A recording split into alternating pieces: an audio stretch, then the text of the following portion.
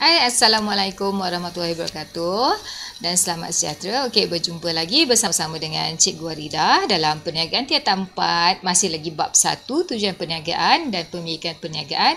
Kita akan fokus pada 1.3 iaitu bentuk-bentuk perniagaan, iaitu perniagaan franchise dan juga usaha sama. Baiklah, pertama kita akan lihat bentuk-bentuk perniagaan yang pertama iaitu perniagaan franchise. Dan lihat ya di sini, anda biasa lihat gambar-gambar ini ataupun pernah pergi? Okey, pernah kan? Ada yang pernah. Ya, contohnya paling tidak pun KFC, Pizza Hut, McDonald's, 7-Eleven, banyak lagi ya, Secret Recipe dan sebagainya. Franchise merupakan hubungan antara dua pihak dari segi perjanjian urus niaga antara franchisor dengan franchisee. Kita akan lihat apa dia franchisor dan juga franchisee. Baik, sebelum tu kita lihat beberapa keratan akhbar di sini cikgu kongsi, iaitu pertama kita lihat franchise tempatan tembusi 55 negara ya, dan satu lagi keratan akhbar menyatakan franchise Malaysia diterima. Baik, kita lihat ciri umum franchise mengikut Akta Franchise 1998. Pertama, perniagaan mesti dikendalikan mengikut sistem yang telah ditetapkan oleh franchisor. Kalau kita pergi Pizza Hut ataupun kita pergi KFC, McDonald's, mana-mana tempat di dalam Malaysia, sama kan? Dia punya susun aturnya sama, dia punya menu yang sama kerana ia telah ditetapkan oleh franchisor dan ianya tidak boleh diubah, perlu mengikut sistem ya yang telah ditetapkan. Yang kedua, perniagaan yang dijalankan mengikut tempoh yang ditetapkan dalam perjanjian. Ya, katakan 5 tahun. So 5 tahun. Jika nak lebih daripada tempoh tersebut, dia perlu renew ya dia punya perjanjian tersebut. Seterusnya, franchisee berhak untuk menggunakan cap atau rahsia dagangan milik franchisor. Kerana itu jika kita makan KFC, katakan yang duduk di Kuala Selangor, dan bila pergi ke Kuala Lumpur, so rasanya lebih kurang sama sahaja sebab franchisee berhak menggunakan cap serta rahsia dagangan. Seterusnya, franchisor mengenakan kawalan berterusan kepada franchisee. Jika kita menggunakan perniagaan bentuk franchise, jadi kita kena ikut semua rules and regulation yang ditetapkan oleh franchisor. Ciri umum yang lain kita akan lihat. Franchisor bertanggungjawab untuk memberikan bantuan kepada franchisee. Contoh dari segi pembekal, latihan, ya, ianya akan disediakan. Franchisee akan membuat sesuatu bayaran dalam bentuk fee atau bentuk balasan lain yang dipersetujui kepada franchisor untuk kita menjalankan perniagaan franchise ini. Seterusnya, franchisor dan franchisee boleh menjalankan aktiviti perniagaan secara berasingan. Contoh, KFC di Kuala Selangor dan juga KFC di Kuala Lumpur. Ya. Dia sebenarnya adalah menjalankan aktiviti yang berasingan. Masing-masing punya aktiviti perniagaan tetapi tertakluk di bawah perjanjian yang telah ditandatangani. Baiklah. Franchise seperti mana yang kita tahu adalah hubungan antara dua pihak dari segi perjanjian urus niaga antara franchisor dengan franchisee. So franchise kita lihat ya ringkasnya. So niaga ikut sistem, itu franchise. So sistem KFC, mana-mana KFC di dunia ni sistem dia adalah sama ya, dia akan ikut sistem yang sama yang induk. Tempoh niaga ikut perjanjian. Jadi jika kita lihat sesuatu perniagaan itu, kalau dia lama, misal kata 10 tahun, 15 tahun, sebenarnya perniagaan itu diperbaharui, dia punya perjanjian perniagaan franchise itu sebenarnya ya. Sebab dia mesti ada tempoh perjanjian. Dan dalam perniagaan ini, penggunaan cap dagangan adalah dibenarkan ya, memang digunakan ya, supaya ia tidak lari daripada konsep induk franchise ya, franchisor itu. Dan franchise ini ada kawalan berterusan. Tadi kita telah discuss, ada kawalan berterusan Yang seterusnya, yang kelima, adanya bantuan kepada franchisee. Biasanya bantuan latihan, bantuan kepakaran, dia akan berikan lah ya. Dan adanya bayaran fee atau royalty yang dikenakan oleh franchisor kepada franchisee. Dan ianya menjalankan aktiviti perniagaan berasingan. Baik, kita lihat franchisor ya. Apakah yang dikatakan franchisor? Franchisor ini adalah syarikat induk yang memiliki hak asal atas jenama produk. As example, di sini KFC, syarikat induk sebenarnya adalah daripada United States. Ya, tapi daripada United States sampailah ke Malaysia, kita menggunakan jenama yang sama, reka bentuk yang sama, susun atur yang sama. Peranan franchisor yang pertama kita akan lihat memberikan hak untuk menggunakan imej, jenama, sistem operasi dan format perniagaannya kepada franchisee. Peranan yang pertama.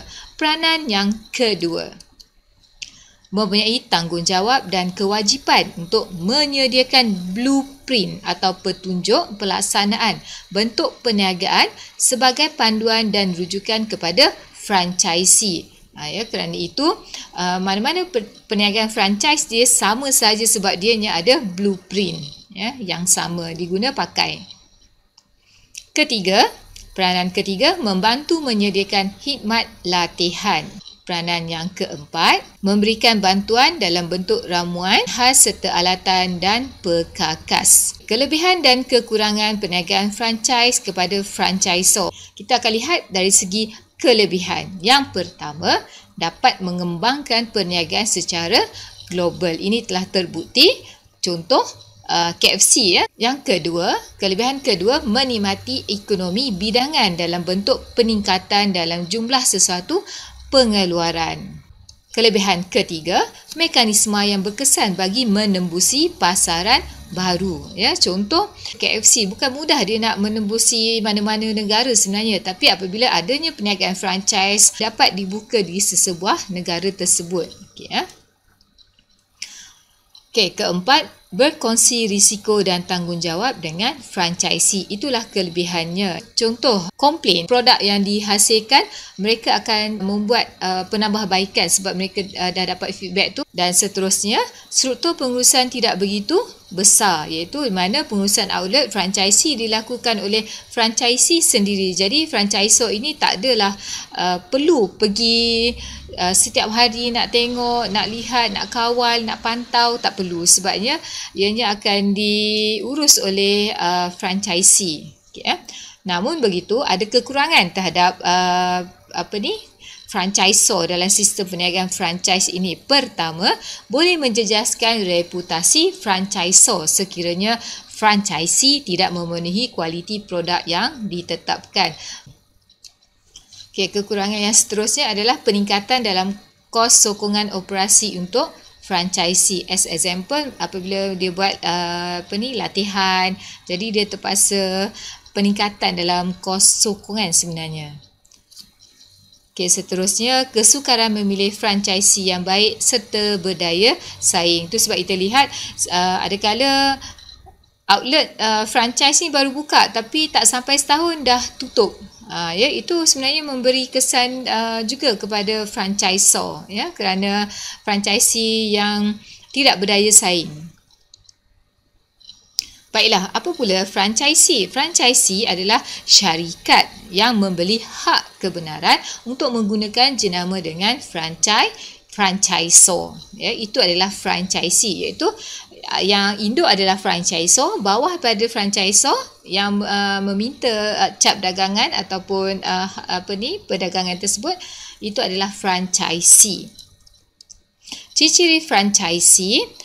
Pertama, untuk menjalankan aktiviti perniagaan mengikut peraturan dan sistem piawaian yang ditetapkan oleh franchisor. Kedua, kegagalan mematuhi peraturan ini akan menyebabkan penamatan kontrak oleh franchisor. Baiklah, kita lihat pula kelebihan serta kekurangan terhadap franchisee ya, dalam sistem franchise ini. Kelebihan yang pertama, franchisee memiliki dan menjalankan satu perniagaan yang sistematik sebab dia dah ada blueprint, ya, dah ada pelanggan sedia ada, dia ada sistem latihan, ya. Okey, seterusnya kelebihan adalah reka bentuk yang seragam. Ya, contoh kalau KFC, budak kecil tak pandai membaca, tapi jika lalu di depan kedai KFC, dia tahu bahawa itu adalah KFC. Boleh sebut lagi Kentucky Fried Chicken, kan? Ya, sebab keseragaman perniagaan franchise itu. Seterusnya adalah mendapat sokongan pengurusan daripada franchisor. Itu adalah satu kelebihan. Dan risiko kegagalan perniagaan adalah rendah sebenarnya sebab perniagaan franchise ini dia telah ada jenama tersendiri, telah ada image yang telah dibina oleh franchisor. Dan jenama terkenal serta jaringan perniagaan yang luas. Dan akhirnya kita tidak perlu franchisee tidak perlu banyak pengalaman dalam perniagaan. Yang penting ada duit. Kalau tak ada pengalaman, boleh buka perniagaan franchise. Namun begitu, perniagaan franchise ini ada kekurangan kepada franchisee. Apa kekurangan dia? Iaitu yang pertama, perlu mengawal kualiti barang kerana boleh menjejaskan nama baik franchisor. Ya, sebab apabila dia menjejaskan nama baik franchisor, kontrak itu boleh ditamatkan sebenarnya. Okey, yang kedua, terikat dengan perjanjian franchise dan bergantung kepada franchisor. Dan tiada inovasi dan inisiatif sendiri untuk majukan perniagaan sebab everything is done by franchisor. So, dia just follow sahaja franchisor tu. Jadi, ni akan menyebabkan tiada inovasi, tiada kreativiti, inisiatif. Sebabnya, dalam perniagaan franchise ni biasanya memang pelanggan pun memang dah sedia ada. Baiklah, secara ringkas, apa yang dikatakan saya rumuskan, cikgu rumuskan perniagaan franchise ini, kita lihat ada franchisor di sini dan juga ada franchisee. Okey, ingat balik, franchisor adalah syarikat induk yang memiliki hak asal atas jenama produk. So, kelebihan dia dapat kembangkan perniagaan tu franchisor. Okey, kedua, menikmati ekonomi bidangan. Ketiga, berkongsi risiko perniagaan. Keempat, platform menembusi pasaran baharu. Dan kekurangan pula, tengok emoji tu nangis boleh menyebabkan emosi, iaitu boleh menjejaskan reputasi jika salah langkah peningkatan kos sokongan sebab kita sebagai franchisor syarikat induk kita terpaksa menyediakan untuk latihan, kita kena fikirkan juga tu kesukaran memilih franchisee yang berdaya saing boleh menyebabkan kita punya image pun sebenarnya boleh jatuh. Okey, franchisee pula adalah syarikat yang membeli hak kebenaran untuk menggunakan jenama daripada franchisor. Kelebihan franchisee menjalankan perniagaan yang sistematik. Ingat perkataan tadi, iaitu ada disediakan blueprint. Reka bentuk yang seragam. Seterusnya, mendapat sokongan pengurusan. Risiko kegagalan adalah rendah. Dan jaringan perniagaan yang luas. So, mudahlah untuk franchisee. Tidak perlu pengalaman berniaga. Namun begitu, dia punya kekurangan yang pertama adalah kawalan kualiti. Perlu dijaga, terikat dengan perjanjian, tak boleh buat suka hati, tiada inovasi dan inisiatif memajukan perniagaan. Okey, itulah dia secara ringkas tentang franchise. Yuran atau royalty yang tinggi. Okey, jenis-jenis franchise dia ada 5 yang utama yang kita tahu. Yang pertama kita akan lihat iaitu franchise berformat. Apa yang dikatakan franchise berformat? Okey, ini yang biasa dekat dengan kita iaitu KFC dan Pizza Hut, iaitu franchise berformat. Semuanya sama exactly, Okey, penghilangan produk as example kita ambil Honda. Okey, Honda dia ada di beberapa buah negara ya, dia punya penghilangan dia, tapi mesti ikut spek yang telah ditetapkan oleh syarikat Honda. Yang ketiga, franchise lesen bertanda dagang ya. Kita menggunakan, iaitu franchisee menggunakan lesen tanda dagang franchisor. As example, Walt Disney menggunakan lesen tanda dagang. Okay, ya. Seterusnya adalah wakil pengedar, franchise wakil pengedar, iaitu dia hanya menjadi pengedar kepada barang yang ada. Contoh yang biasa dekat dengan Malaysia, dengan kita adalah Petronas dan juga Shell. Itu adalah wakil pengedar.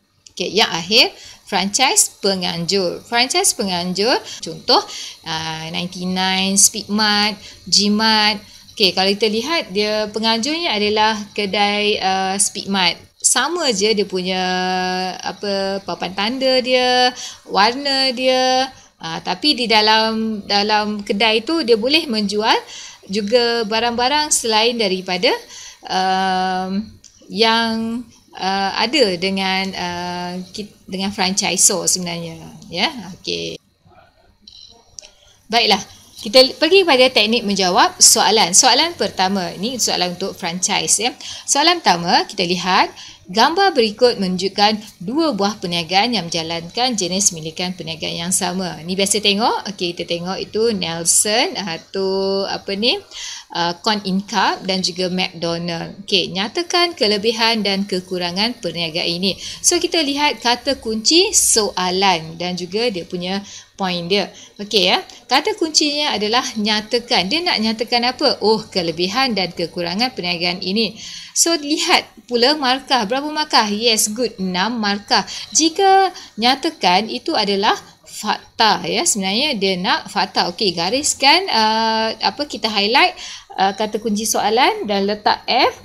Dan kita tengok apa yang dia nak ya, jawapan dia nak merujuk kepada apa? Oh, kelebihan dan kekurangan. Gariskan juga ya, biasakan menggariskan kata kunci itu. Okey ya. Oh, jenis milikan yang sama. Bila kita lihat sini, kita tengok nampak je lambang ini, kita tahu ini adalah perniagaan apa? Yes, good. Perniagaan franchise. So, jawapan bagaimana? Yes, so 6 markah fakta. So, maksudnya ada 6 fakta. Pertama, kelebihan dan kekurangan franchise ialah buat dulu kepala jawapan ya. Okey, sebab dia kata kelebihan dan kekurangan kita boleh buat dalam bentuk jadual. Okey ya, terus buat kelebihan dulu. Dapat kembangkan perniagaan, terus dapat 1 markah. Menikmati ekonomi bidangan, 1 markah. Berkongsi risiko perniagaan, markah yang ketiga. Cukup 3 sebab dia nak 6 je. So kita bagi 3 dan 3. Kekurangan boleh menjejaskan reputasi. Seterusnya peningkatan kos sokongan. Okay, good. Dan kesukaran memilih franchisee yang berdaya saing. Perlu ke nak buat sampai 10? Tak perlu ya, sebab kita lihat peruntukan markah adalah 6. Okay. Kita lihat lagi satu soalan. Okey, cikgu akan kongsi. Okey ya. Maklumat berikut berkaitan dengan Encik Syafiq. Kalau dapat soalan, cikgu sarankan baca terlebih dahulu soalan dia. Okey, terus pergi pada soalan. Jika anda ialah Encik Syafiq, apakah bentuk perniagaan yang anda akan pilih? Jelaskan. Okey ya. So ada 2 di sini. Jika anda Encik Syafiq, apakah bentuk perniagaan? Apakah itu sebenarnya adalah fakta dan jelaskan adalah huraian. Okey ya. So kita lihat, saya ada wang tunai sebanyak RM500,000. Saya ingin menjadi seorang usahawan yang berjaya. Namun begitu, saya tiada pengalaman dalam perniagaan. Bagaimanakah kaedah terbaik untuk saya mulakan perniagaan? So bagaimana? First, macam cikgu kata tadi, highlightkan. Okey. Kata kunci. Okey, jika anda, okey, apakah bentuk perniagaan? Okey, itu adalah fakta ya. Kita terus letak F di atas tu. Maksudnya bagi je fakta dia yang anda akan pilih, jelaskan ya, perlunya huraian kepada fakta kita itu tadi. Okey ya. So kita gariskan perkataan-perkataan yang penting dalam petikan yang ada. Baiklah ya, di situ cikgu gariskan wang tunai RM500,000, tiada pengalaman. Kaedah terbaik untuk mulakan perniagaan. Okey, boleh jawab? Adik boleh jawab? Bagus ya. Franchise. Kepala jawapan jangan lupa. Jawapan cara menjawab. Okey, follow ya. Jika saya ialah Encik Syafiq, saya akan memilih, ini kita punya stand ya, pendirian kita, memilih perniagaan franchise. Perniagaan franchise itu adalah fakta satu markah. Okey ya. Atas alasan ataupun kerana pun boleh. Okey, alasan kita, so kita dah ada satu markah, lagi dua markah je kan? Okey, kita huraikanlah. Pertama, saya tidak mempunyai pengalaman berniaga. Perniagaan franchise menyediakan standard prosedur operasi dan sistem perniagaan yang sistematik untuk saya gunakan. Jika awak berhenti dekat saya tidak mempunyai pengalaman berniaga, pun dah dapat markah di situ sebenarnya ya. Okey, seterusnya ini A+ student lah cikgu tunjuk ya. Saya akan mendapat keizinan menggunakan cap dagang franchisor yang telah dikenali yang dapat membantu saya meluaskan pasaran tanpa menanggung beban kos pemasaran yang tinggi. Mudah kan cara menjawabnya? Okey, kita lihat satu lagi soalan cikgu akan kongsi. Nyatakan 4 kelebihan bentuk perniagaan ini kepada anda. Okey, ini bersambung dengan soalan yang atas sebelum tadi ya. Nyatakan maksudnya dia nak apa? Yes, good. Fakta. Cikgu ada nota tepi itu ya cikgu untuk kamu ingat ya. Okey, terus buat apa? Highlight dan terus buat F kat atas tu. Okey ya. Dan dia nak apa? Oh, gariskan juga. Dia nak kelebihan. Dia nak 4 kelebihan. Ya. So, bagilah 4 kelebihan. Ya. Fakta je semua. Okey, jawapan. Ya. Kelebihan perniagaan franchise kepada franchisee. Sebab kita tadi Cik Syafiq kan. Ialah dapat menjalankan perniagaan secara sistematik, satu markah. Markah kedua, mendapat sokongan pengurusan latihan dan sokongan. Ya. Markah ketiga, risiko kegagalan rendah kerana jenama sudah dikenali ramai. Dan markah keempat, jaringan perniagaan yang luas. Cukup 4 markah. Okay, ya. Boleh sampai di situ? Baiklah. Okey, kita terus sambung dengan bentuk-bentuk perniagaan iaitu usaha sama. Apa yang dikatakan usaha sama? Okey ya. Usaha sama merupakan satu perkongsian strategik antara dua atau lebih individu atau syarikat dan mereka bersetuju untuk bekerjasama mengeluarkan barang atau perkhidmatan dalam jangka masa tertentu. Boleh faham? Belum lagi? Tak apa, kita lihat yang seterusnya. Tujuan usaha sama, pertama untuk meningkatkan kedudukan syarikat. Baiklah. Kedua, perkongsian kepakaran. Dan ketiga, menambahkan keuntungan perniagaan pemilik. Okey, ciri-ciri usaha sama. Kita lihat ya. Gabungan antara dua buah syarikat untuk membuat satu produk. Dia sebenarnya syarikat tu telah wujud sebenarnya ya. Syarikat A dan juga syarikat B dah wujud. Tapi dia akan bergabung ataupun bekerjasama untuk menghasilkan satu produk yang baharu. Ya. Kedua, membentuk sebuah entiti perniagaan yang baharu. Okey, yang cikgu cakap tadi ya. A dan B bergabung untuk perniagaan yang baharu. Modal disumbangkan oleh kedua-dua pihak. Okey, biasanya pentadbiran ditadbir dan dikawal oleh kedua-dua pihak. Dan dia akan berkongsi aset, hasil dan perbelanjaan. Serta mempunyai perjanjian perniagaan. Okey, kita lihat seterusnya. Usaha sama yang ditubuhkan mungkin untuk satu projek tertentu iaitu syarikat baru akan ditubuhkan ya. Kedua-dua syarikat akan menjadi pemegang saham. Ya, untuk pengawalan dan juga sebagainya lah. Perjanjian perniagaan dibuat untuk menetapkan peranan dan tanggungjawab syarikat yang terlibat dalam kewangan, tenaga kerja dan lain-lain. Okey, di sini kita lihat ya, cikgu bagi contoh. Ni contoh ni cikgu ambil daripada buku teks tingkatan 4. Tabung Haji dan Amanah Raya. Lembaga Tabung Haji dan Amanah Raya telah bekerjasama menubuhkan Abrush Management sendirian berhad dengan pemilikan saham secara sama rata. Tabung Haji tetap Tabung Haji, Amanah Raya tetap Amanah Raya, tapi apabila dia bergabung untuk satu usaha sama, dia mewujudkan sebuah lagi syarikat yang dinamakan Abrush. Contoh usaha sama ya, cikgu share di sini. Ni daripada utusan Borneo Sarawak ya. Petronas, Aramco bentuk dua usaha sama bagi projek Rapid. Di mana Petronas ni Malaysia punya, Aramco ni adalah Arab Saudi. Dia bekerjasama untuk membuat satu projek di Malaysia, iaitu di Pengerang ya. Pembangunan bersepadu penapisan minyak dan petrokimia yang dikenali sebagai Rapid yang menjadi sebahagian kompleks bersepadu Pengerang PIC di Johor. Okey, contoh lain kita lihat di sini, Shell, tahu Shell? Shell tu adalah kalau disebut Shell adalah syarikat minyak kan. Okey, kalau kita sebut Hyundai atau Hyundai, itu adalah sebuah syarikat kereta, betul. Tapi Shell dan Hyundai dia bekerjasama dan dia melancarkan satu jenis minyak ya, Shell Helix ya, untuk keuntungan yang sisi lain pula ya. Itu juga dengan Ford, tahu Ford? Okey ya, dan juga Volkswagen sama juga, dia bekerjasama dua-dua itu dan dia mencipta ya satu produk baru, iaitu truck pickup Ranger. Salah satu jenama yang dikeluarkan yang mendapat pasaran hangat ya daripada orang ramai.